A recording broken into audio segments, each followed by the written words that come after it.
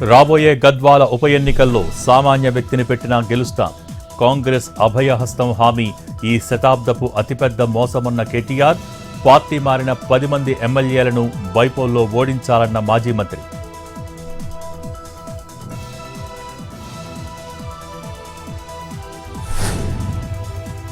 మోడీ 10 ఏళ్లు ప్రధానిగా ఉన్నా బీసీలకు మేలు చేయలేదు. ఓబీసీ ఎంపీల కన్వీనర్గా 3 సార్లు పీఎంను కలిశానన్న విహెచ్.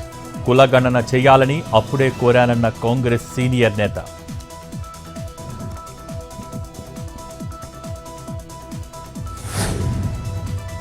ఏపీపీఎస్సీ అక్రమాల కేసులో 2వ రోజు విచారణ. పీఎస్ఆర్ మధుసూదన్కు 2 రోజుల కస్టడీ పూర్తి. వైద్య పరీక్షల కోసం విజయవాడ ప్రభుత్వ ఆసుపత్రికి తరలింపు.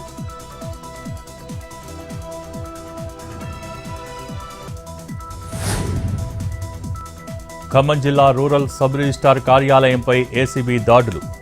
30,000 లంచంతో చిక్కిన sub registrar Aruna, document writer.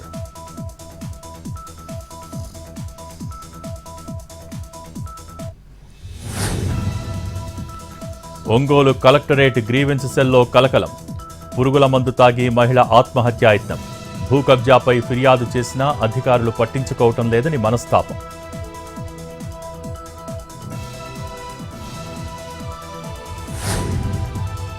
Sangareddy జిల్లా రుక్మాపూర్లో దారుణం. ఒంటరి మహిళ రాణమ్మను సీసాతో పొడిచి చంపిన దుండగులు. బంగారం, ఇంట్లోని నగదు అపహరణ.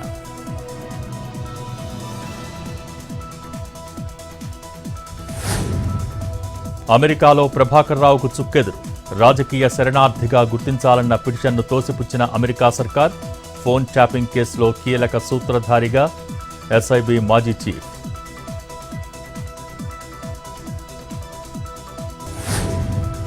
కువైట్లో పర్యటిస్తున్న ఆల్ పార్టీ ప్రతినిధుల బృందం. గ్రాండ్ మాస్క్ను సందర్శించిన బైజయంత్ పాండా టీం.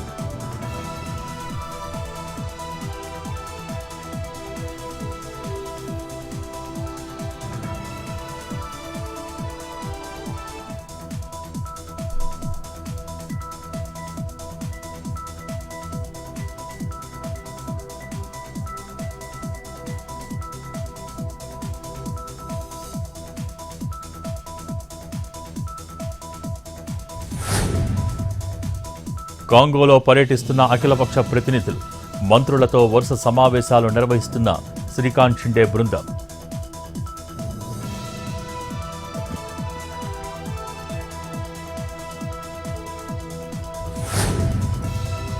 ముంబై వర్షాల్లో ప్రాణ నష్టం జరగకుండా చర్యలు తీసుకుంటున్నాం.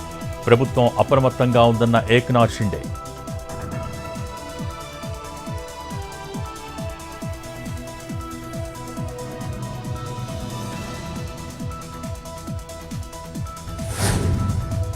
ముంబైలో వర్ష భీభత్సం.